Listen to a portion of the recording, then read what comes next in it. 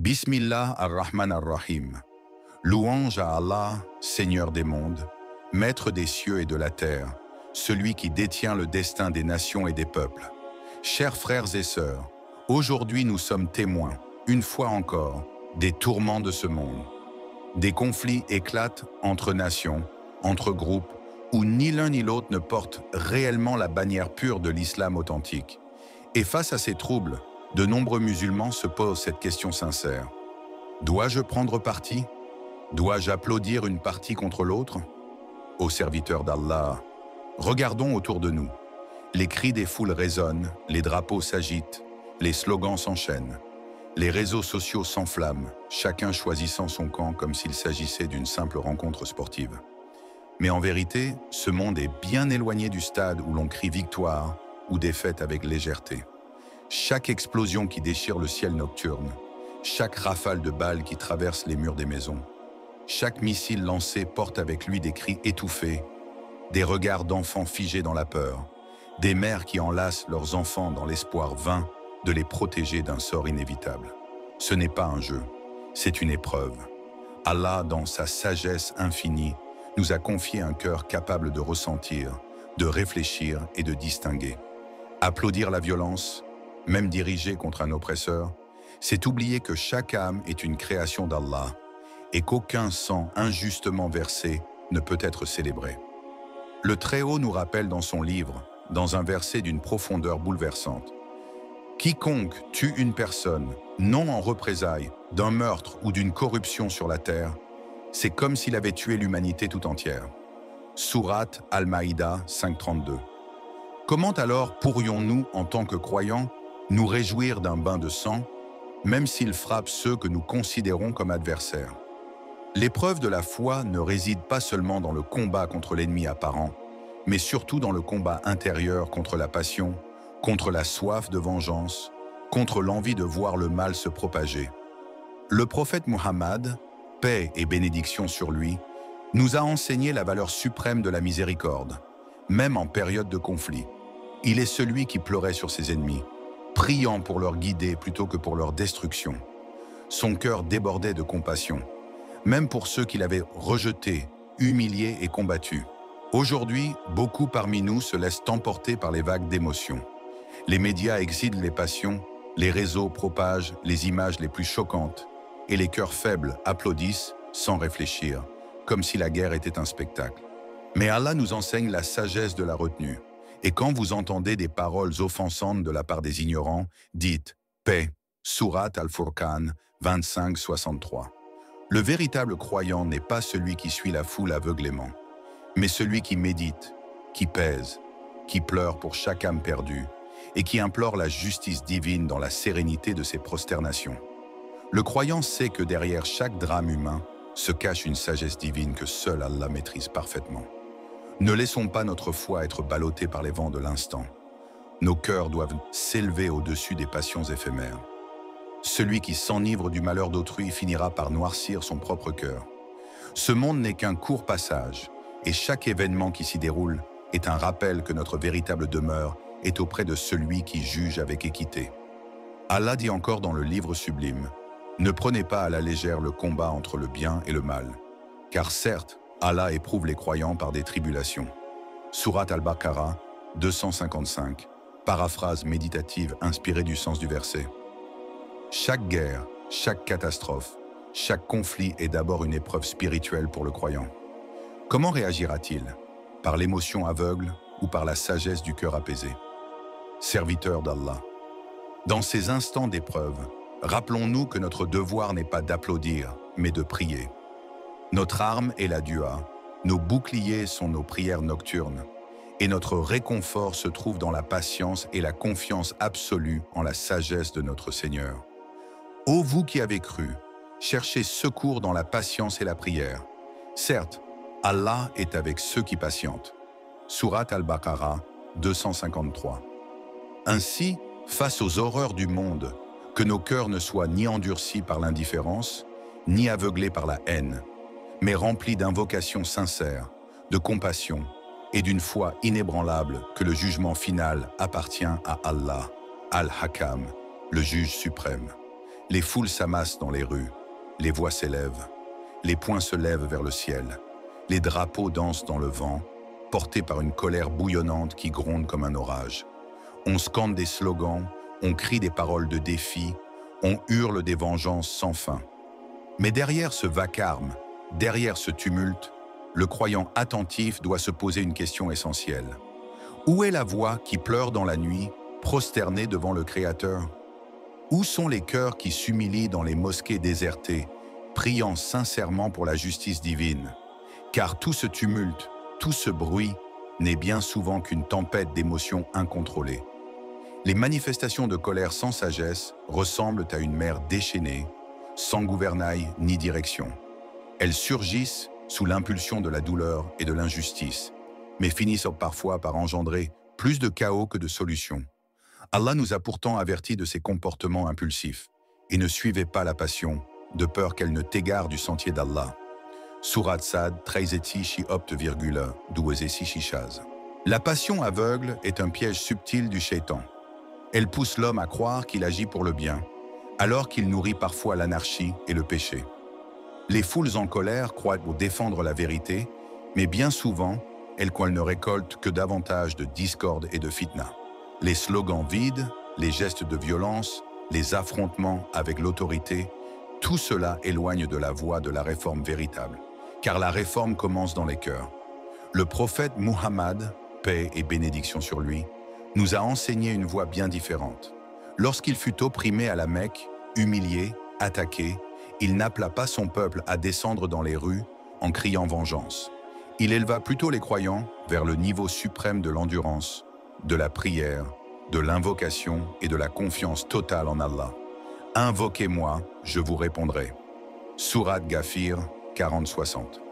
Où sont donc nos invocations dans ces nuits de conflit? Où sont les larmes qui devraient couler dans la solitude des dernières heures de la nuit, quand le Seigneur descend au ciel le plus bas et demande « Qui m'invoque afin que je lui réponde ?» Les démonstrations de rue ne réparent pas l'injustice. Elles deviennent parfois elles-mêmes une source d'injustice, destruction de biens, blessures, provocations, et souvent un échec à apporter le moindre changement concret. Les gouvernements continuent leur oppression, les tyrans n'écoutent pas les cris de la foule, et le peuple retourne chez lui avec une colère non apaisée et des frustrations grandissantes. Mais la voie de la prière, elle, traverse les cieux. La supplication sincère perce les voiles et atteint le trône du Tout-Puissant. Allah nous le rappelle encore. Certes, Allah ne modifie point l'état d'un peuple tant qu'il ne modifie pas ce qui est en eux-mêmes. Sourate Ar-Ra'd 13-11. Le changement véritable commence donc par la réforme de nos âmes. Avant de demander qu'Allah réforme les tyrans, reformons nos cœurs, purifions nos intentions et fortifions notre lien avec notre Créateur. La colère désordonnée est éphémère. Elle s'enflamme rapidement, puis s'éteint dans le vide, laissant derrière elle des ruines. Mais la patience et la prière sont des armes invisibles, puissantes et continues. Elles construisent des forteresses intérieures qui résistent aux assauts du temps. Le prophète, paix et bénédiction sur lui, disait « La force n'est pas dans la capacité de vaincre quelqu'un, mais la vraie force est celle de celui qui maîtrise sa colère. » Sahih al-Bukhari. Aujourd'hui, plus que jamais, les musulmans ont besoin de cette force intérieure. Non de la force du cri, mais celle de la maîtrise de soi. Non de la force de la foule, mais de la force de l'invocation sincère et constante. Regardons les compagnons du prophète lors de leurs grandes épreuves. À Badr, ils étaient peu nombreux face à une armée écrasante. Mais leur cœur était empli d'invocation et de foi. Et Allah fit descendre ses anges pour les soutenir. Lorsque vous imploriez le secours de votre Seigneur, il vous répondit « Je vais vous aider d'1 millier d'anges, déferlant les uns après les autres. » Sourate Al-Anfal 8-9. Telle est la vraie puissance. Telle est la voie que le croyant doit suivre face à l'oppression. Que chaque cri soit transformé en invocation. Que chaque poing levé soit remplacé par des mains tendues vers le ciel, suppliant le Très-Haut, le Tout-Puissant, Al-Jabbar, celui qui rétablit les injustices. Dans le tumulte des conflits, lorsque les peuples s'affrontent et que les flammes de la guerre consument les terres, le croyant se retrouve souvent face à une épreuve délicate. Qui soutenir lorsque des musulmans déviants affrontent des ennemis plus hostiles encore? Où poser son cœur lorsque la vérité semble obscurcie par les erreurs et les passions humaines? Il est vrai, ô serviteurs d'Allah, que parmi ceux qui se lèvent face à l'injustice, certains sont nos frères dans la foi, mais se sont égarés dans des croyances innovées, des pratiques blâmables, des chemins éloignés de la pureté de l'enseignement du prophète. Mais au fond de leur âme brille encore la lumière du Tawhid. Ils proclament encore, avec leur langue, « La ilaha illallah » « Il n'y a de Dieu qu'Allah ». Et cette parole, même si leur pratique en est parfois entachée, demeure la clé de notre fraternité. Car Allah, dans sa miséricorde, a établi des degrés dans la foi. Tous les croyants ne sont pas égaux en science, en piété, en pureté de croyance. Mais tant que le noyau du Tawhid subsiste, le lien fraternel persiste. Allah dit dans le noble Coran, « Les croyants ne sont que des frères. Établissez la concorde entre vos frères et craignez Allah afin qu'il vous soit fait miséricorde. » Surat al-Hujurat 49-10. Ainsi, lorsque l'ennemi est un tyran sanguinaire, écrasant les enfants sous les décombres, assassinant les innocents sans remords, notre cœur ne peut rester indifférent. Même si nos frères qui se lèvent contre lui sont fautifs dans certains aspects de leur foi, ils demeurent plus proches de nous que celui qui déclare la guerre à Allah et à son messager. Le prophète nous a mis en garde contre l'extrême sévérité envers ceux qui professent encore l'islam, malgré leurs erreurs. Il a dit, « Celui qui dit à son frère, ô mécréant, cela retombera sur l'un des deux. » Sahih al-Bukhari. Notre rôle n'est pas de juger les cœurs, mais de juger selon les apparences manifestes. Et tant que la personne affirme sa foi en Allah et son prophète, nous ne pouvons la rejeter totalement de la communauté des croyants. Regardons l'histoire de l'islam. Les compagnons eux-mêmes ont connu des divisions graves, des conflits internes, des incompréhensions. Pourtant, jamais ils n'ont renié la foi de leurs adversaires parmi eux. La fitna a frappé, mais le lien du tawhid est resté intact. Aujourd'hui, certains musulmans tombent dans l'excès en s'érigeant en juge suprême, déclarant hâtivement l'excommunication de groupes entiers sans science, sans sagesse, sans crainte d'Allah. Ils oublient que seul Allah connaît les secrets des cœurs. Allah dit, « Votre Seigneur est celui qui connaît mieux ce qu'il y a dans vos âmes. S'il vous plaît, il vous pardonnera, et s'il veut, il vous châtiera. » Surat al-Isra 17-25. Ô croyants, notre fraternité est un trésor fragile. Lorsque les ennemis de l'islam massacrent sans pitié, lorsque les enfants de Gaza, de Syrie, du Yémen, ou d'ailleurs pleurent sous les ruines, nos divisions internes doivent s'effacer devant l'essentiel.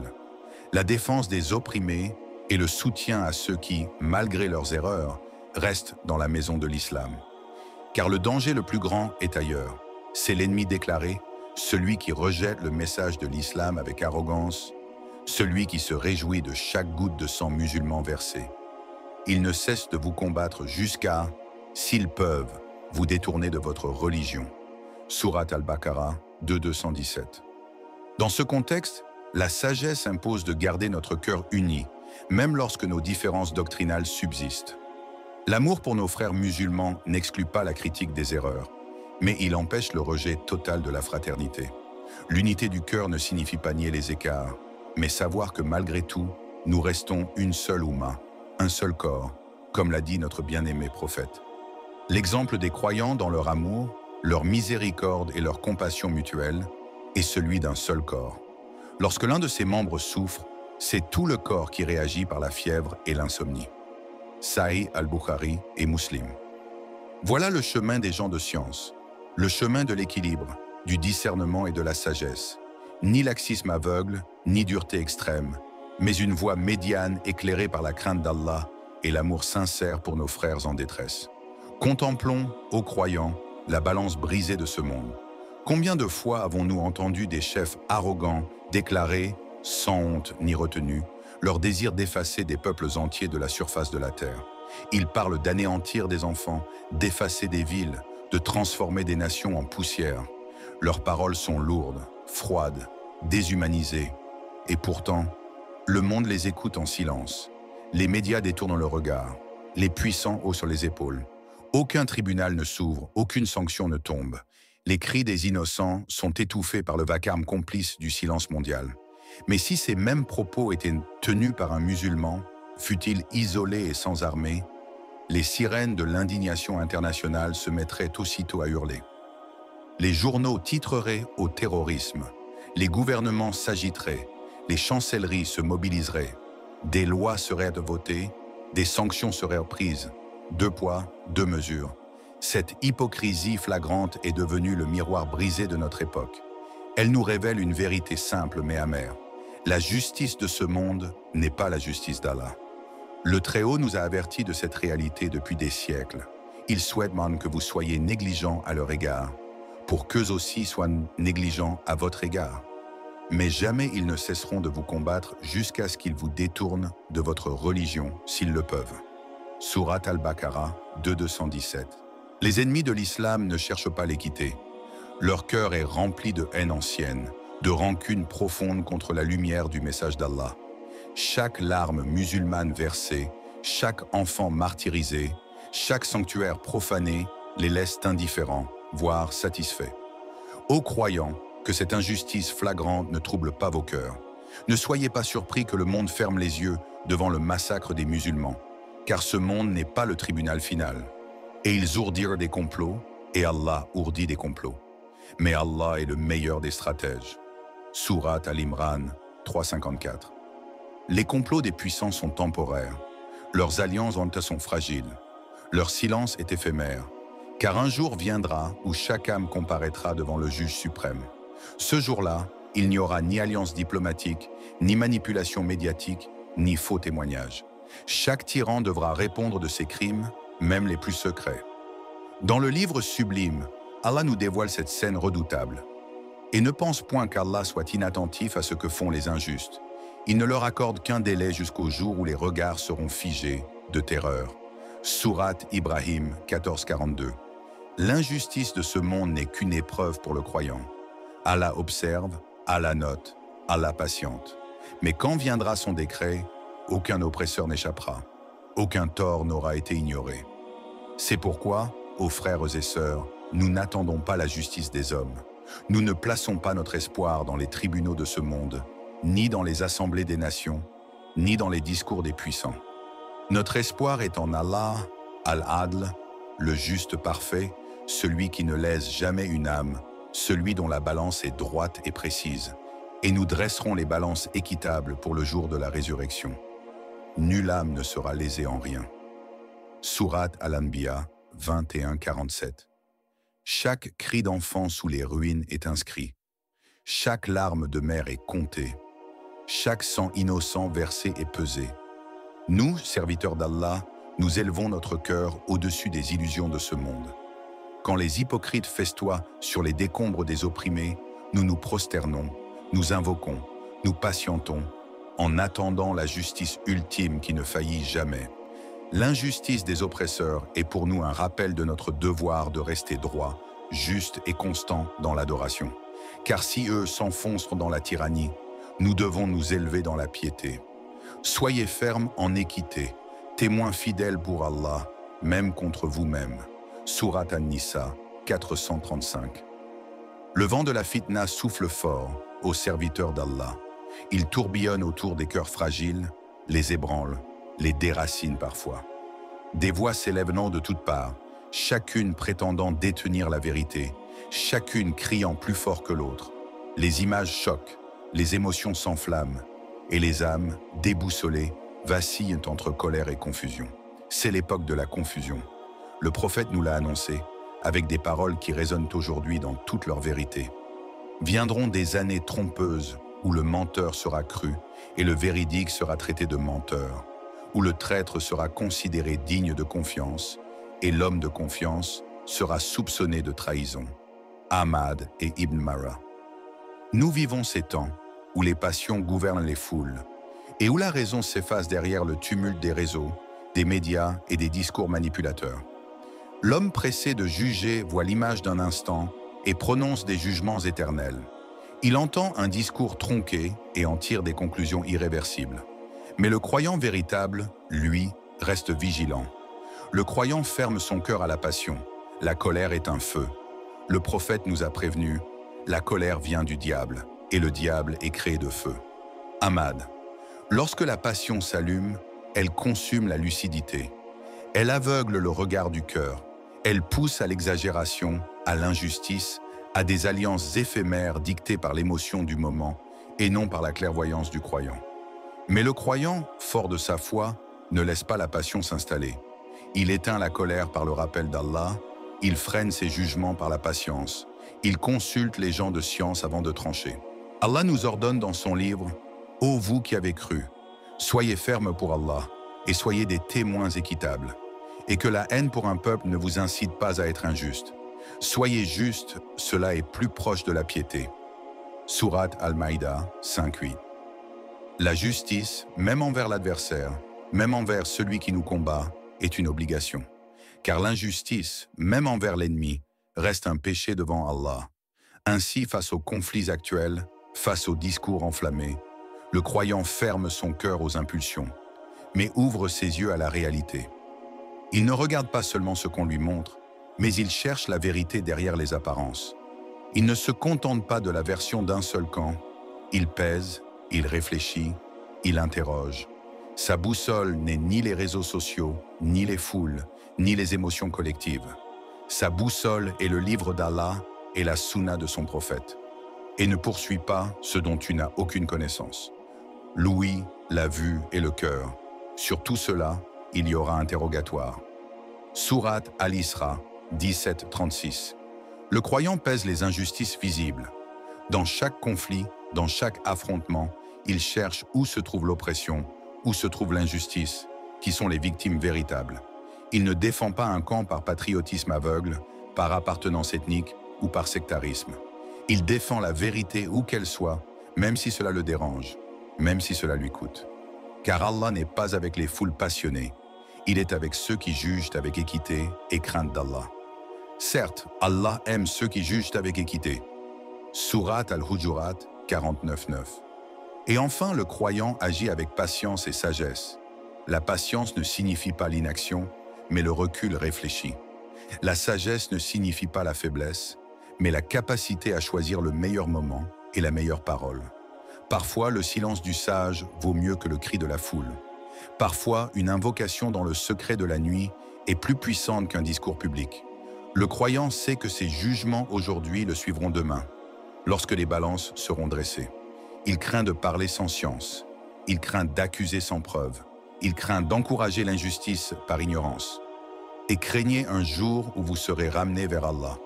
Sourate Al-Baqarah 2:281. En ces temps de fitna, rappelons-nous, la passion détruit, la sagesse sauve, la justice rapproche d'Allah. Et maintenant, ô serviteurs d'Allah, alors que nous avons traversé ces réflexions, que nos cœurs se tournent humblement vers celui qui détient les cieux et la terre, celui dont la miséricorde englobe toutes choses. Ya Allah, toi, le juste, le sage, le miséricordieux. Regarde avec clémence tes serviteurs éprouvés. Regarde ces enfants qui pleurent sous les cendres, ces mères qui veillent en leurs fils sans vie, ces pères qui enterrent dans le silence les fruits de leur amour. Ya Rab, nous sommes faibles sans toi. Nous te supplions de leur accorder sécurité et paix, de poser la sérénité sur leur cœur brisé, de raffermir leur foi face aux tempêtes de l'injustice. N'est-ce pas par l'évocation d'Allah que les cœurs s'apaisent? Sourate Ar-Ra'd 13:28. Éloigne d'eux, Ya Allah, la fitna et les ténèbres de la division. Extirpe de la Ummah les germes de l'oppression et de l'égarement. Guide ceux qui se sont éloignés de la pureté de ton tawhid vers la lumière de ton livre et la sunna de ton prophète bien-aimé. Rends-nous sages face aux troubles, patients face aux épreuves, fermes dans la vérité et miséricordieux envers nos frères. Fais de nous des cœurs purs qui ne recherchent que ton agrément, qui ne craignent que ton jugement et qui s'abaissent devant toi en public comme en secret.